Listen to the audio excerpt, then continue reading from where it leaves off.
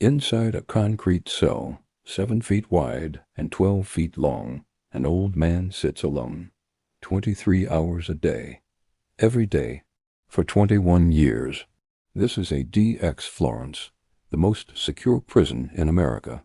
They call it the Alcatraz of the Rockies. And in June 2023, guards found one of their most dangerous prisoners dead in his cell. His name was Robert Hanssen. And for 22 years, this FBI agent sold America's deepest secrets to Russia. But here's the twist nobody saw coming. The FBI trusted him to catch spies, while he was one himself. This is one of the most shocking true crime stories in American history. If you want to see how it all unraveled, hit that subscribe button and drop a comment telling us what you think so far. Now, let's go back to where it all began.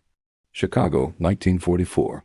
A baby boy is born to a police officer named Howard Hanssen and his wife, Vivian. They named him Robert Philip Hanssen. From the outside, everything looks normal. A Catholic family. A father who serves his city. But inside that home, young Robert grows up under the shadow of a harsh, demanding father who never seems satisfied with anything his son does. Robert is smart, very smart, but quiet. The kind of kid who keeps to himself, who watches everything but says little. His father criticizes him constantly, always pushing, always finding fault. Maybe that's why Robert learns to hide things early, to have secrets, to live 2 different lives. He goes to college at Knox College in Illinois, studying chemistry. Later, he gets a business degree from Northwestern University. For a brief time, he even tries dental school, but it's not for him. Robert is good with numbers, good with details, good with computers, something most people barely understand in the 1970s. In 1968, Robert marries a woman named Bonnie Walk. She's kind, religious, everything a good Catholic wife should be. They start having children together. Eventually, they'll have 6 kids. To anyone watching, Robert Hanssen is building a respectable life, a family man, someone you could trust. But there's something else about Robert that people start to notice. He's cold, arrogant. He looks down on his co-workers, acts like he's smarter than everyone else, which in many ways he is. But being smart and being good are 2 very different things. In 1976, Robert Hanssen joins the FBI. It's a dream job for someone who loves secrets and investigations. The FBI assigns him to work in counterintelligence in New York City. His job? To catch Soviet spies trying to steal American secrets. Robert is supposed to be one of the good guys protecting his country from enemies. But just 3 years later, in 1979, something changes. Robert Hanssen makes a decision that will destroy lives and careers and get people killed. He decides to become a spy. We don't know exactly why he did it. Maybe it was money. Robert always felt he deserved more. Maybe it was revenge against the FBI for not promoting him fast enough. Maybe it was the thrill, the ego boost of knowing he was smarter than everyone around him. Or maybe it was all of those things combined. Here's what we do know. In 1979, Robert Hanssen walks into the Soviet Military Intelligence Office, the GUA, and offers to sell them secrets. Not just any secrets. The kinds of secrets that could get American spies killed. And they pay him for it. For the next 2 years, Robert passes classified documents to the Soviets. Then, suddenly, in 1981, he stops. Just like that. His wife Bonnie discovers what he's been doing. She's horrified. Robert promises her he'll confess to a priest and never do it again. Bonnie, being a devoted Catholic and trusting her husband, believes him. But Robert Hanssen is a liar. The FBI, meanwhile, has no idea what's happening. Robert continues working for them, analyzing Soviet intelligence, hunting for mole spies inside the American government. He's so good at his job that the FBI trusts him completely. They even move him to Washington, D.C. and give him more responsibility. 4 years pass. Robert seems like a model agent. He goes to church every Sunday with his family. He's a member of Opus Dei, a very strict Catholic organization. He prays regularly. On the outside, he's a righteous man serving God and country. But in 1985, Robert Hanssen goes back to his old ways. Only this time he's smarter about it, more careful, more dangerous. He doesn't walk into any Soviet office. Instead, he sends a letter to a KGB officer whose name he knows from FBI files. In the letter, he doesn't give his real name. He calls himself Raymond Garcia. He offers to sell secrets again, but this time he wants to stay anonymous. He never wants to meet face to face. Everything will happen through dead drops secret hiding spots, where he'll leave information and pick up cash. The KGB is suspicious at first. Who is this mysterious American offering such valuable information? Could it be a trap? But when they read what Robert is offering, they can't resist. The information is too good, too real. This person has access to things only someone very high up in American intelligence would know. So they agree. And Robert Hanssen begins the deadliest phase of his betrayal. Over the next 6 years, from 1985 to 1991, Robert sells over 6,000 pages of classified documents to the Soviets. He gives them computer disks filled with secrets. He tells them about American spies working inside Russia. He reveals the FBI's methods for catching foreign agents. He exposes secret tunnels built under the Soviet embassy in Washington. He even shares America's nuclear war plans. But the worst part, the part that makes Robert Hanssen not just a traitor, but a murderer, is what happens to the people he exposes. In Russia, 3 KGB officers who were secretly working for America are arrested. Their names are Dmitry Polyakov, Sergei Motorin, and Valery Martinov. These men risked their lives to help the United States. They provided information that kept Americans safe. Because of Robert Hanssen, they're discovered. They're interrogated, and then they're executed. Shot for treason. Robert knows this might happen when he gives up their names. But he does it anyway, for money. For approximately $1.4 million in cash and diamonds over the years. That's what these lives are worth to him. And here's the chilling part. While people are dying because of his betrayal, Robert Hanssen goes to church every Sunday. He prays. He takes communion. He acts like a devoted servant of God. How does someone do that? How does someone live such completely opposite lives? The FBI, during all of this, has no idea they have a traitor in their ranks.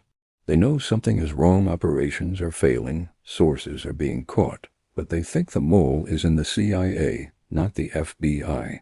They're looking in the wrong place entirely.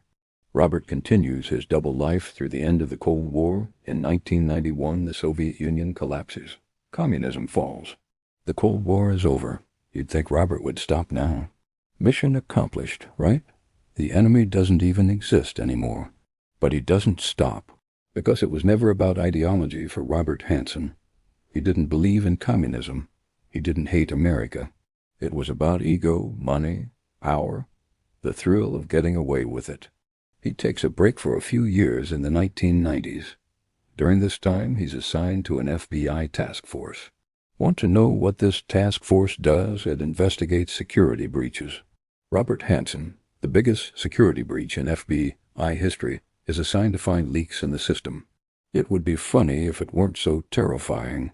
The FBI is getting closer, though. They know there's a mole. They're investigating hard.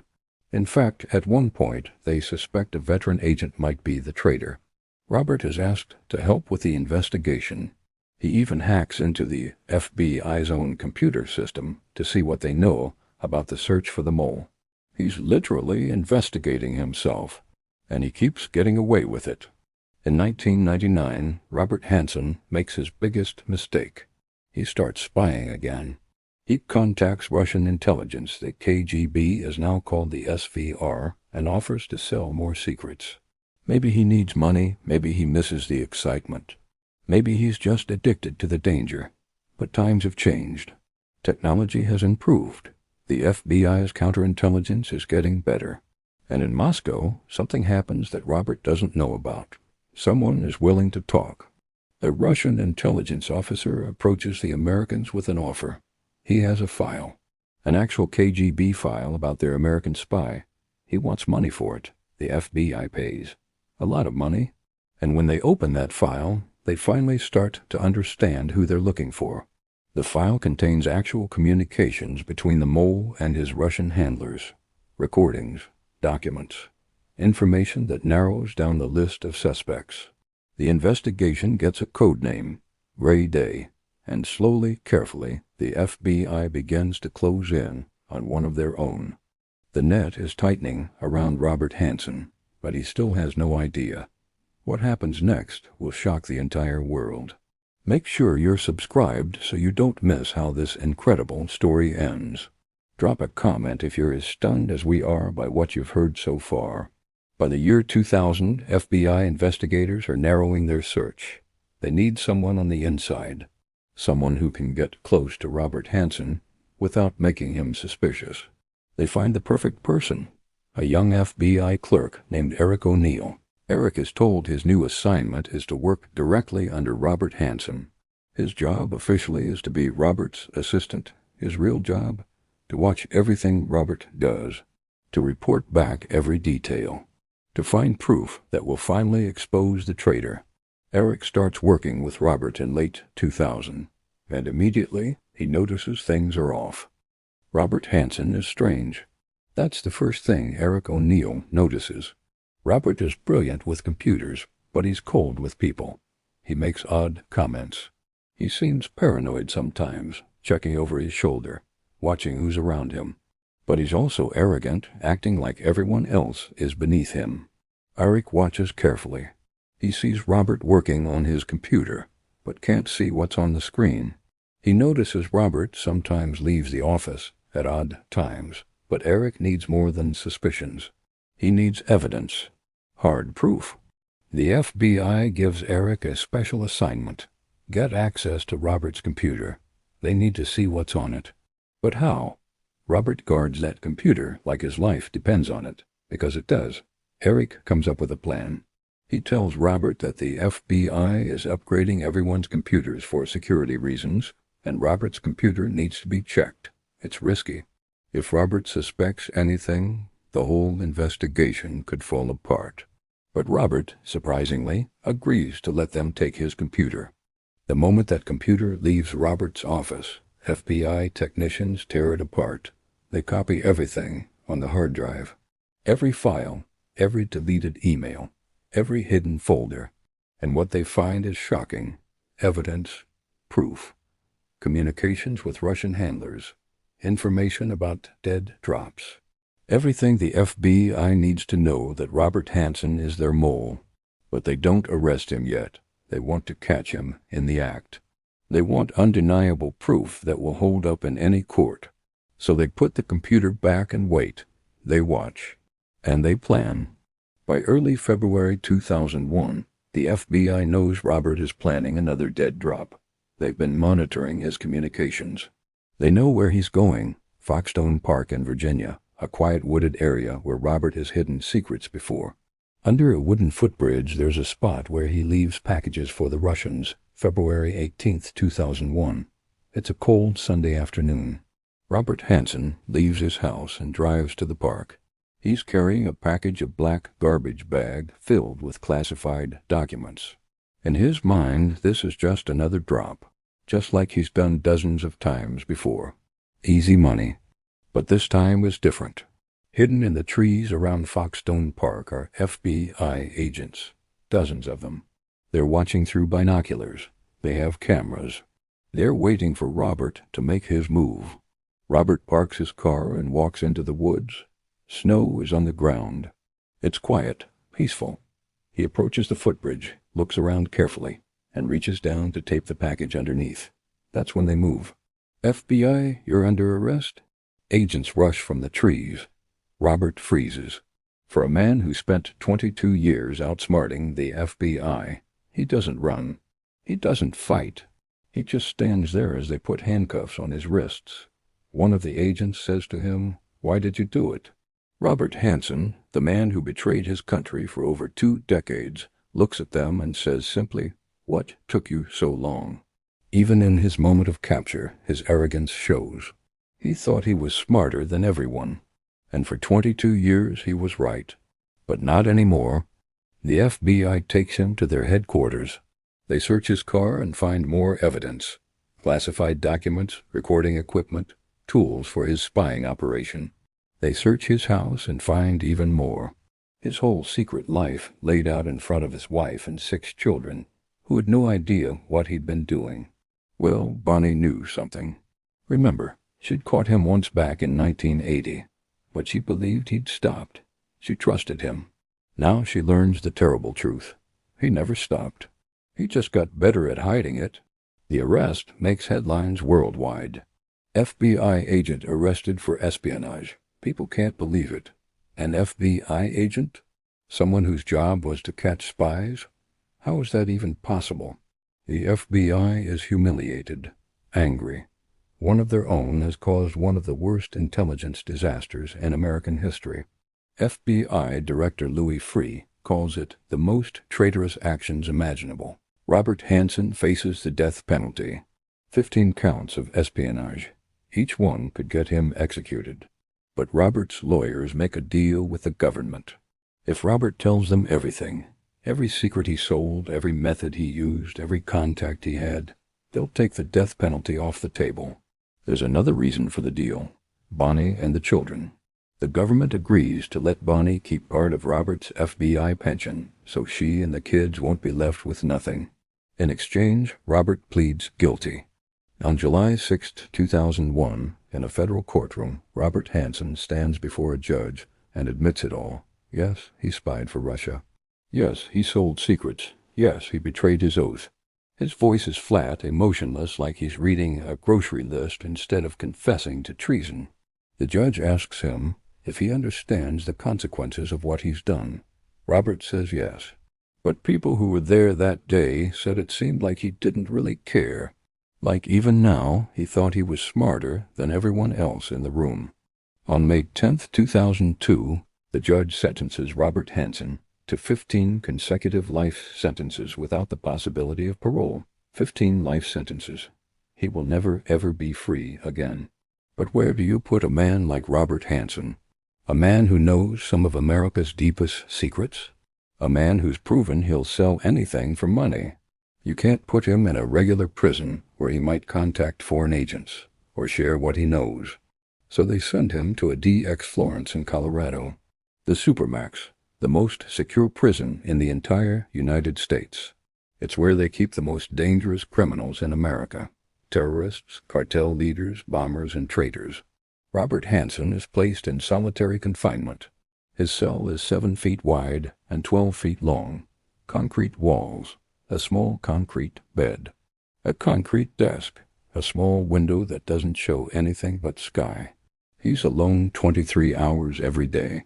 1 hour he gets to go to a slightly larger concrete room for exercise. No contact visits. No phone calls except rare, monitored ones to his family. Meals pushed through a slot in his door. Complete isolation. This is his life now.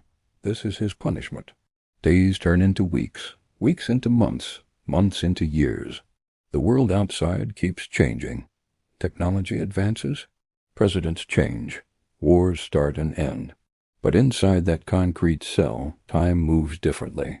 Every day is the same.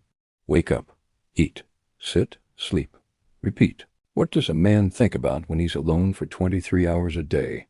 Does Robert Hanssen regret what he did? Does he think about the men who died because of him?